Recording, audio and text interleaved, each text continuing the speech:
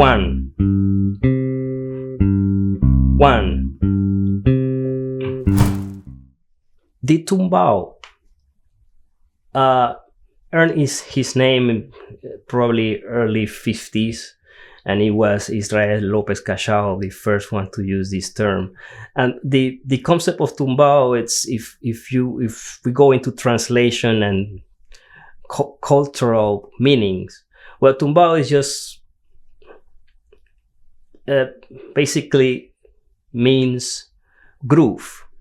Okay, they use the same word for the conga and the conga pattern. They use the same term for the piano pattern. So it's basically a groove. That's what the concept of Tumbao is coming from. When they talk about Bajo Tradicional or the traditional bass line, they usually refer to this pattern which has that very famous tresillo in Spanish, but it's basically a triplet.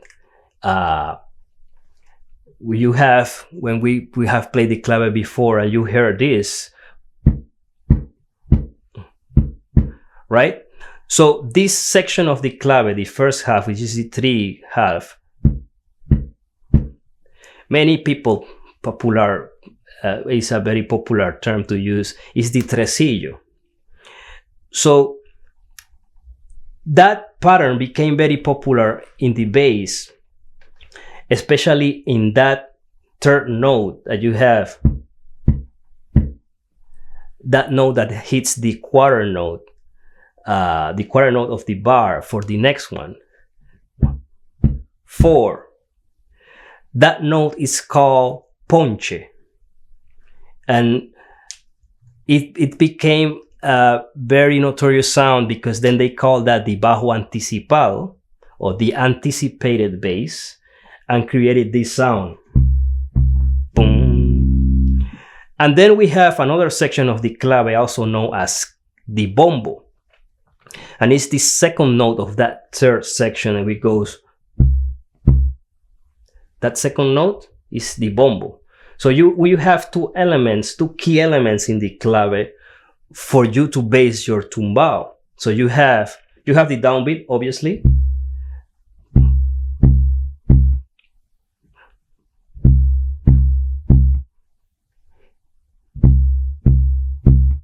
I'm sure you recognize this pattern not only on Latin music, but in every style of music, even rock and roll. You will hear guys going.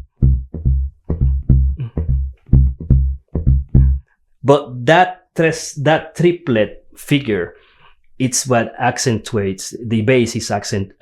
Makes the accent when he creates his tumbao.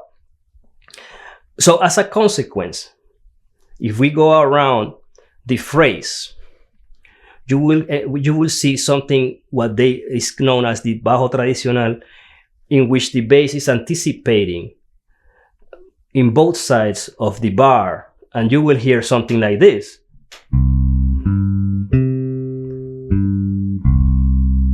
And he will anticipate the next bar, and the downbeat is not played ever. So you will hear things like this.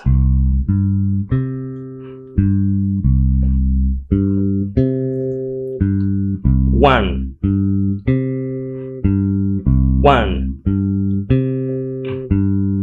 So you will see that the downbeat is not played again. And that's why it was so popular in those times, also in the salsa, traditional salsa, that you will hear tumbaos like this.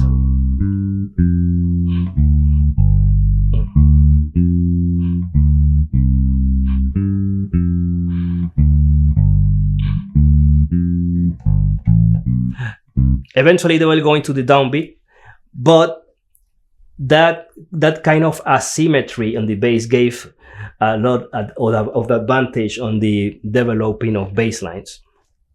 You have to remember that who makes the decision of which clave to use are the directors, the songwriters, or the band leader, or whoever arranged the song. Usually you will see in the charts that they put 3-2 or 2-3, depending. and that will lead the song.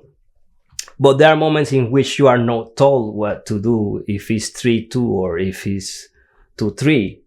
So you have only like fractions of seconds to figure out which clave they are using.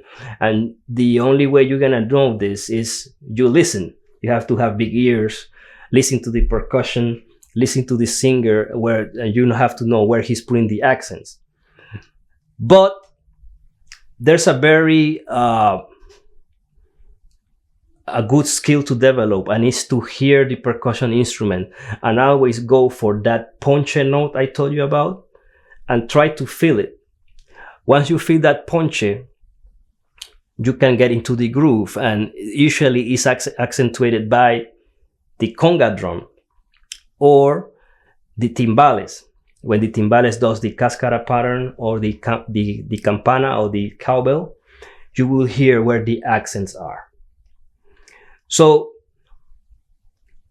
that triplet, that section of the triplet in the clave, you have to identify it as soon as possible when you start playing Latin music. When you're playing a song and you don't know where the clave is, try to find either that triplet or try to find that ponche or kick drum, and that's gonna save the day.